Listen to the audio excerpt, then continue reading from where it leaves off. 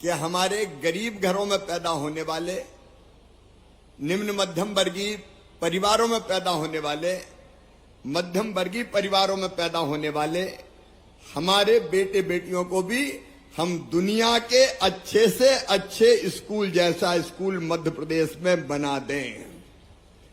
और वो ये सीएम राइज स्कूल है। इस अवसर पर हमारे बीच में उपस्थित मध्य प्रदेश के कर्मठ और यशस्वी शिक्षा मंत्री भाई इंदर सिंह परमार जी, आदरणीय प्रहलाद भारती जी, डॉक्टर रमा मिश्रा जी, भरत बैरागी जी, हमारी बहन इस क्षेत्र की लोकप्रिय और यशस्वी विधायक श्रीमती कृष्णा गौर जी, भाई वेद प्रकाश जी, बहन रश्मि अरुण समी जी, उपेंद्र जी, विभाग के सभी अधिकारीगण और यहां उपस्थित केवल यही नहीं, पूरे मध्य प्रदेश में हर स्कूल में आज बच्चे बैठे हैं और कई बच्चों के साथ उनकी माताजी पिताजी भी बैठे हैं, आज इस कार्यक्रम से जुड़े हैं। मैं पूरे प्रदेश के बच्चों से आज यहां बात कर रहा हूं। मेरे बेटा बेटियों, तुम्हें पता है मेरे लिए सबसे ज्यादा खुशी का पल कौन सा होता है? बच्चों से पूछ रहा हूं, मैं सबसे ज्यादा खुश कब होता हूं पता है क्या? मैं तब होता हूं जब अपने भांजे और भांजियों के बीच में होता हूं। मेरे बेटे बेटियों, मैं तुमसे बहुत प्यार करता हूं।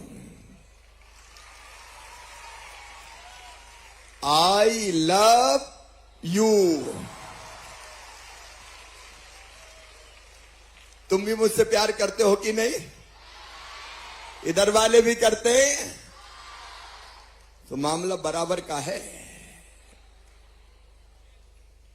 बच्चे भगवान का रूप होते हैं। बच्चे ऐसे माटी के लौंदे होते हैं कि जिनको हम जैसा चाहे ढंग से गढ़ दें।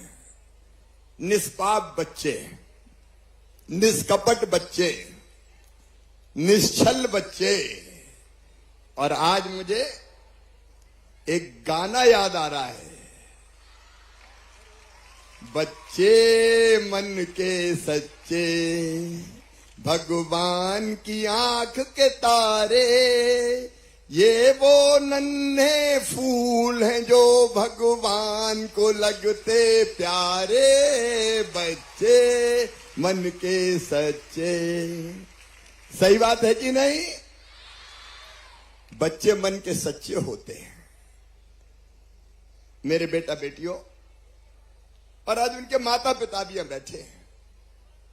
बच्चों के जीवन को अगर ठीक ढंग से बनाती है तो शिक्षा बनाती है। अच्छी शिक्षा बच्चों को बहुत ऊंचे स्थान पर पहुंचा सकती है। बोलो सही बात है कि नहीं? जैसा इंदर जी कह रहे थे, प्रधानमंत्री श्रीमान नरेंद्र मोदी जी ने नई शिक्षा नीति लागू की और हमने उस नई शिक्षा नीति को जमीन पे उतारने में कसर नहीं छोड़ी। मेरे बेटा बेटियों, एक जमाना होता था जब मध्य प्रदेश में स्कूल की बिल्डिंग ही नहीं थी। जब तुम्हारा मामा पढ़ता था तो मैं एक हाथ में बस्ता लेता था और कांख में फट्टा दबाता था बैठने का। और आम के पेड़ के नीचे हमारा स्कूल लगता था। स्कूल की बिल्डिंग नहीं थी। हाई स्कूल की बात छोड़ दो, हायर सेकेंडरी स्कूल की बात छोड़ दो, प्राइमरी स्कूल में भी बिल्डिंग नहीं मिलती थी।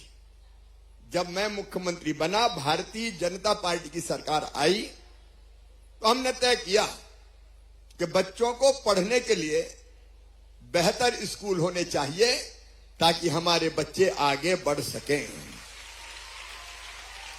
बोलो सही बात है कि नहीं? और इसलिए हमने अभियान शुरू किया।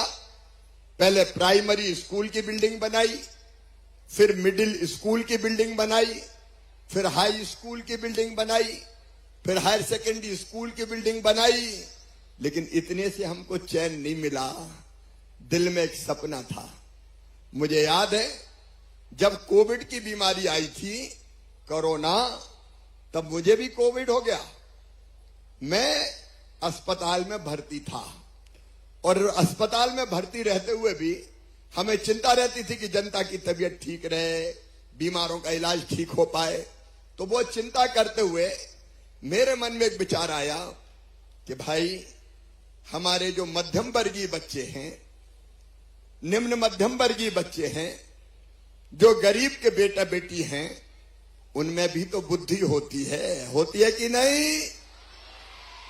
बुद्धि होती है, अकल होती है, टैलेंट होता है, प्रतिभा होती है।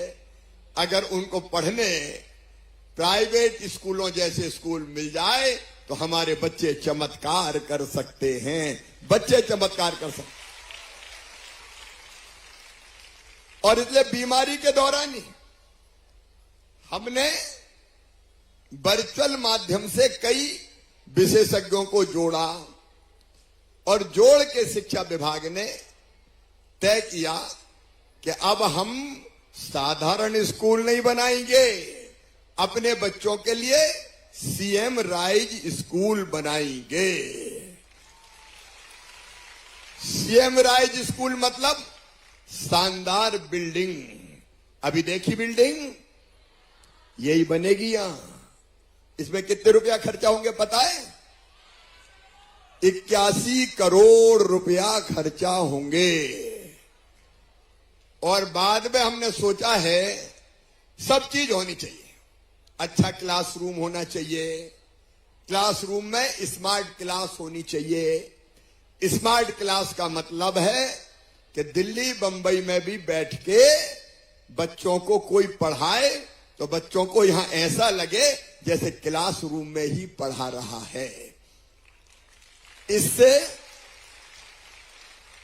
इससे जो विद्वान शिक्षक है वो हमको ढंग से पढ़ा पाएंगे।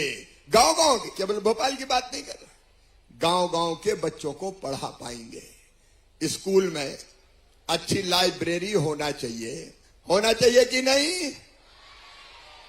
अच्छी प्रयोगशाला होना चाहिए कि नहीं? अच्छे खेल का मैदान होना चाहिए कि नहीं? अरे पढ़ो भी और खेलो भी। मैं मम्मी पापाओं से कहना चाहता हूं, बच्चों को, भांजे भांजियों को खेलने भी देना भाई, क्योंकि खेल भी जरूरी है, पढ़ाई भी जरूरी है। ताली जोर से बजाओ ना खेलने पे।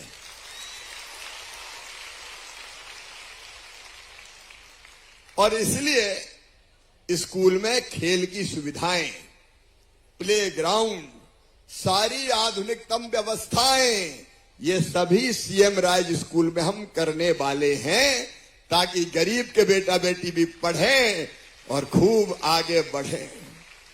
मेरे बेटा बेटियों, इन स्कूलों में पैदल नहीं आना पड़ेगा। इन स्कूलों में आने के लिए बस जैसे प्राइवेट स्कूल में जाती है ना, बस गई, बच्चे बैठे, स्कूल आ गए, वैसे ही इन स्कूलों में बच्चों को लेने बस जाएगी, बिठाएगी, स्कूल लाएगी और बाद में घर छोड़ने भी जाएगी। बोलो अच्छा है कि नहीं? 81 करोड़ की बिल्डिंग, लेकिन बीच में एक चीज और बनाना है। बताऊं क्या बनाना है? स्विमिंग पूल भी बनाना है। अरे यार बताओ, क्या बड़े आदमियों के बेटा बेटी तैरना जानते हैं क्या? क्या हम तैरना नहीं जानते? क्या हमको तैरना नहीं सीखना चाहिए? क्या हमको स्विमिंग नहीं सीखना चाहिए? ये बंगले में रहने वालों, मैं छोटे घर में रहने वाले बच्चों को भी स्विमिंग पूल में तैराऊंगा। ये भारतीय जनता पार्टी की सरकार। इसलिए आगे इसमें स्विमिंग पूल जोड़ दिया जाएगा, बाकी स्कूलों में भी जोड़ेंगे। मेरे बेटा बेटियों, मैं भी गरीब घर में पैदा हुआ, छोटे से किसान मेरे पिताजी, और मैं सरकारी स्कूल में पढ़ा, प्राइवेट स्कूल में नहीं पढ़ा। मैंने बताया फट्टी दबा के जाता था काम में, प्राइवेट स्कूल में पढ़ा। भोपाल में भी मैं 6.5 नंबर स्टॉप पे एक स्कूल है, वो कन्या माध्यमिक शाला थी, उसमें एडमिशन लिया मैंने, सरकारी स्कूल। फिर बोर्ड ऑफिस के स्कूल में पढ़ा, वो भी सरकारी स्कूल। मेरा बेटा बेटियों, अगर हमारे मन में लगन हो तो हम सरकारी स्कूलों में पढ़कर भी बड़े से बड़े स्थान पर पहुंच सकते हैं, चमत्कार कर सकते हैं। लेकिन सुविधा चाहिए, और इसलिए मेरे बेटा बेटियों, हमने, भारतीय जनता पार्टी की सरकार ने अपने बच्चों को सरकारी स्कूलों में भी हर तरह की व्यवस्था करने की कोशिश की। जैसे 8वीं तक यूनिफॉर्म की व्यवस्था, जैसे मिड डे मील, जैसे दूसरे गांव। मेरी बेटियों, जब मैं मुख्यमंत्री बना तो मैं गांव की बात कर रहा हूं। गांव में दूसरे स्कूल में पढ़ने जाना हो तो माता पिता भेजते ही नहीं थे। दूसरे गांव कैसे पैदल जाएगी? तब मेरे मन में विचार आया कि बिटिया रानी को पैदल नहीं जाने देंगे, साइकिल दे के कहेंगे बेटी साइकिल पे बैठ के जाना। और ये 2006 में शुरू किया हमने कि अगर दूसरे गांव के स्कूल में 5वीं पास करके 6वीं में बेटी को जाना पड़ेगा तो साइकिल देंगे। 8वीं पास करके 9वीं क्लास में, क्योंकि high school, higher secondary school हर जगह नहीं होता, तो 9वीं क्लास में जाना है 8वीं पास करके, तो फिर साइकिल देंगे ताकि बिटिया साइकिल पे आराम से पहुंच जाए। बताओ बेटियों, अच्छा किया कि नहीं किया?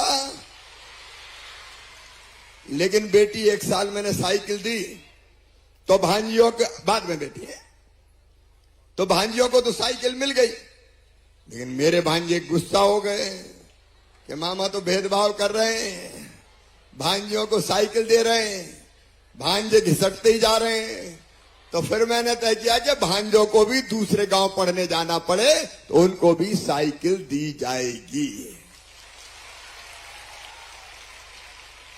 और आज गांव गांव में जो बच्चे बैठे हैं उनको साइकिल वितरण की राशि उनके खाते में डालना है। खाते में इसलिए डाल रहा हूं कि अपने मन की, क्योंकि एक तो खरीदते साइकिल, जगह जगह से आती, ट्रकों में भराती, गांव में जाती, टाइम लगता बहुत। और दूसरी बात यह है कि मन की साइकिल नहीं खरीद पाते। सही बात है कि नहीं? मन की नहीं खरीद पाते। तो मन में यह विचार आया कि अब ऐसा करो, बच्चों के खाते में पैसा डाल दो, वो अपने माता पिता के साथ जाएंगे और मनपसंद साइकिल खरीद लेंगे।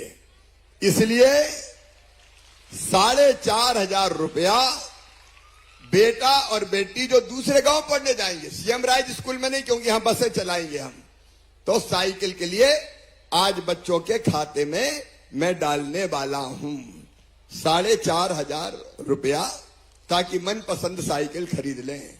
लेकिन मेरे भांजे भांजियों, साइकिल ही खरीदना रे, साइकिल ही खरीदेंगे।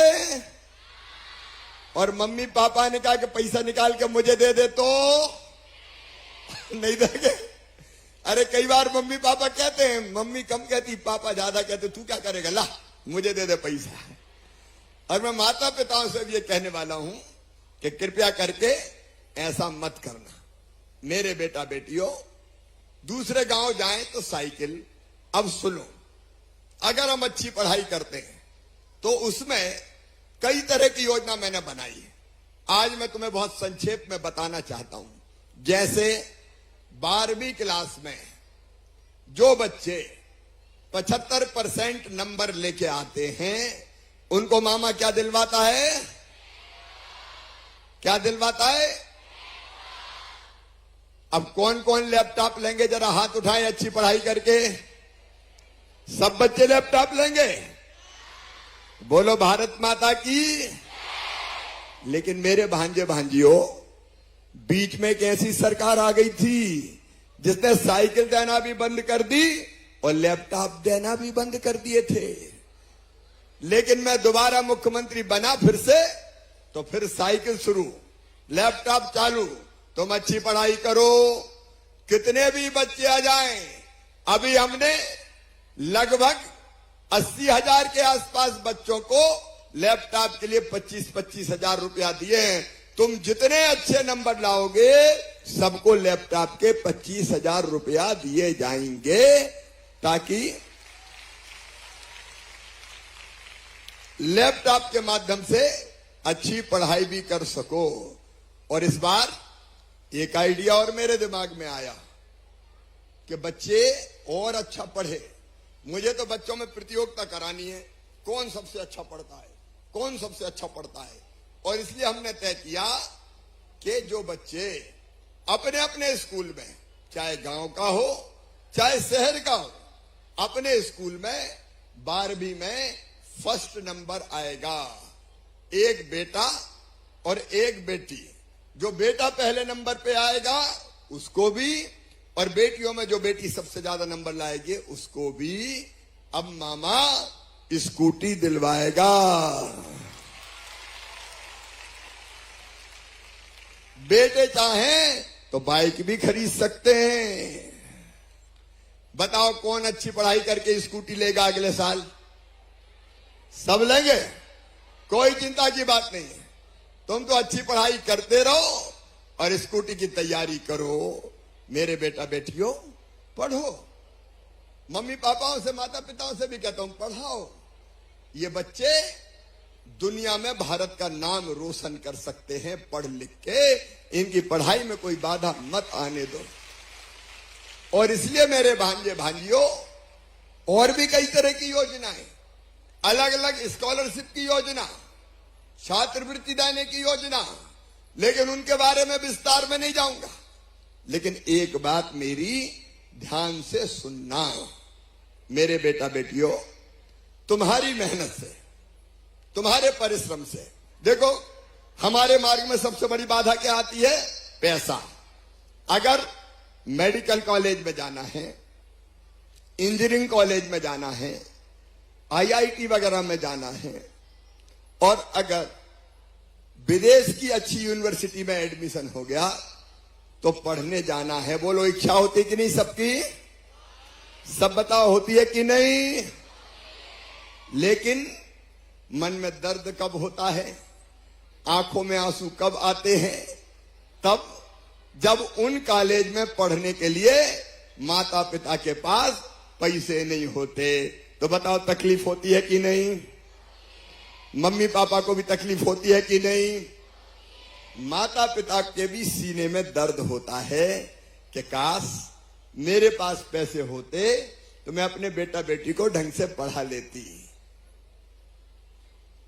अब मेरे बेटा बेटियों, मैं तुम्हें विश्वास दिला रहा हूं, मध्य प्रदेश की धरती पर हम वो दिन नहीं रहने देंगे कि पढ़ने की क्षमता है, बुद्धि है, अकल है, लेकिन पैसा नहीं है तो मजबूर होके बेटा बेटी आंसू बहाए कि काश मेरे पास पैसे होते। मेरे बेटा बेटियों, तुम्हारी मेहनत से अगर तुम्हारा एडमिशन मेडिकल कॉलेज में होगा, सरकारी में होगा, चाहे प्राइवेट में होगा, इंजीनियरिंग कॉलेज, मेरी बात ध्यान से सुन रहे हो ना सब बच्चे सुन रहे हैं?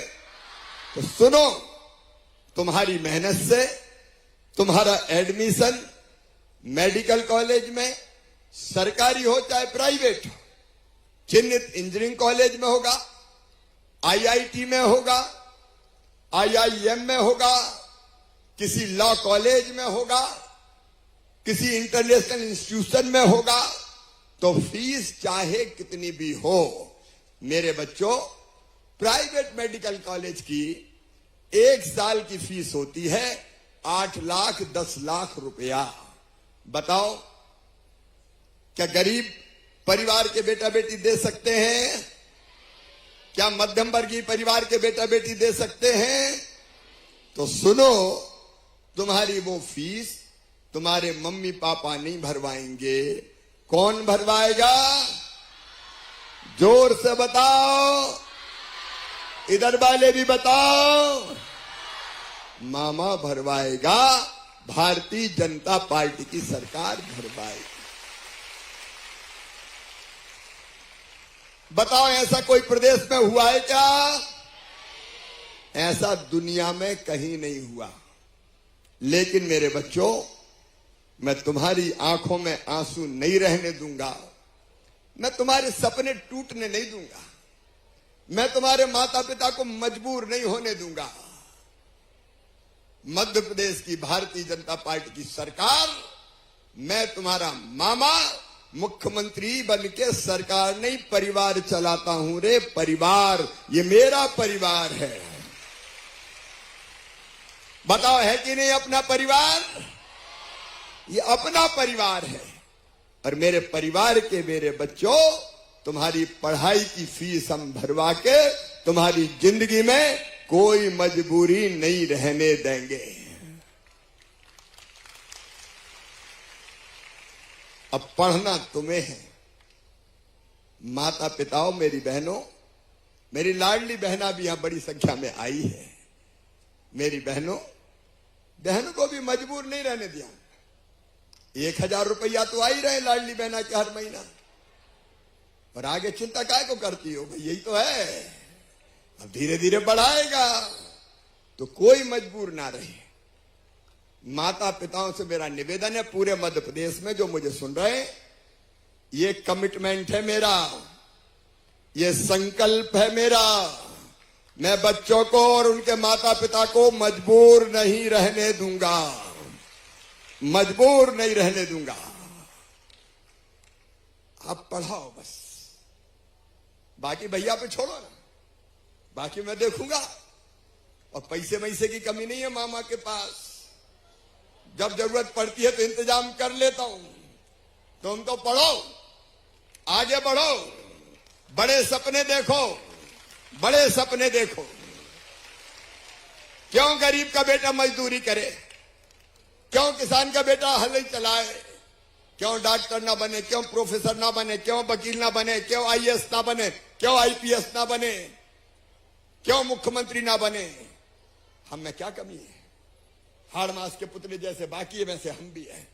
और इसलिए मेहनत करते जाना, पढ़ते जाना, बढ़ते जाना। इसलिए तो अच्छे अच्छे स्कूल बनवा रहा हूं तुम्हारे लिए, सीएम राइज स्कूल। कोई कमी नहीं छोड़ेंगे मेरे बेटा बेटियों। और उनके माता पिता, मेरे भाई बहन, पढ़ाना, अच्छे से पढ़ाना। बच्चों को अपन मिलकर बढ़ाएंगे ना, इनके भविष्य को बेहतर करेंगे, इनकी जिंदगी में अंधेरा नहीं रहने देंगे, इनकी जिंदगी में नई रोशनी लाएंगे, नया प्रकाश लाएंगे। ये बच्चे बढ़ते रहें और मध्य प्रदेश को यही तो आगे बढ़ाएंगे, अपने देश को यही तो आगे बढ़ाएंगे। ये पढ़ के बढ़ेंगे, अच्छे पदों पे पहुंचेंगे, तो अपने हिंदुस्तान को दुनिया के नंबर 1 का राष्ट्र बनाकर ही चैन की सांस लेंगे। मेरे सब बच्चों को बहुत बहुत शुभकामनाएं। जो अलग अलग स्कूलों में बैठे हैं, उनको भी बहुत बहुत शुभकामनाएं। भगवान तुम पर कृपा की और आशीर्वाद की वर्षा करे।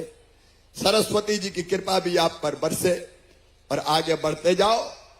23 तारीख को फिर वो बच्चे जो 12वीं में पहले स्थान पर अपने स्कूल में आए हैं, बेटा और बेटी को मामा स्कूटी भी देगा।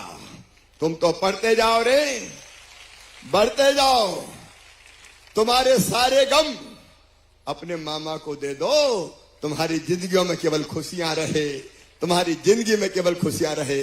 मेरी बहुत बहुत शुभकामनाएं, आशीर्वाद। बोलो, सब ढंग से पढ़ोगे, अच्छे पदों पे पहुंचोगे, मामा से लैपटॉप लोगे, स्कूटी भी लोगे, डॉक्टर इंजीनियर बनोगे। तो मेरे साथ संकल्प लो कि मामा अच्छा पढ़ाई भी करेंगे। दोनों हाथ ऊपर उठाओ, दोनों मुट्ठी बांधो, और मेरे साथ भारत माता की जय बोल के संकल्प लो।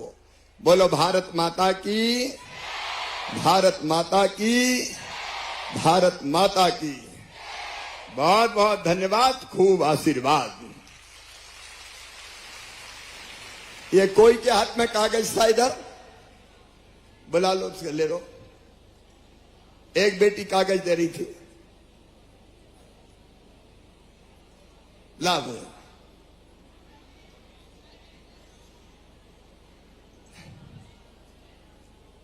हाँ बेटा, हाँ जल्दी बोलो बेटा, मेरा दूसरा कार्य।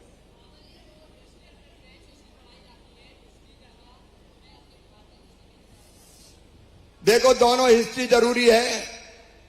दुनिया को समझना है तो दुनिया की हिस्ट्री भी जरूरी है, लेकिन भारतीय हिस्ट्री भी पढ़ाई जाएगी। अपना इतिहास पढ़ना भी जरूरी है।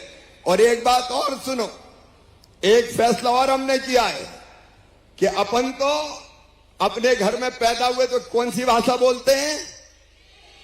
बताओ, कौन सी भाषा बोलते हैं? क्या अंग्रेजी इतनी अच्छी हमें आती है? तो हमने ये फैसला भी किया है कि मेडिकल और इंजीनियरिंग की पढ़ाई जो बच्चे हिंदी में पढ़ना चाहेंगे उनको हिंदी भाषा में कराई जाएगी, अपनी भाषा में कराई जाएगी।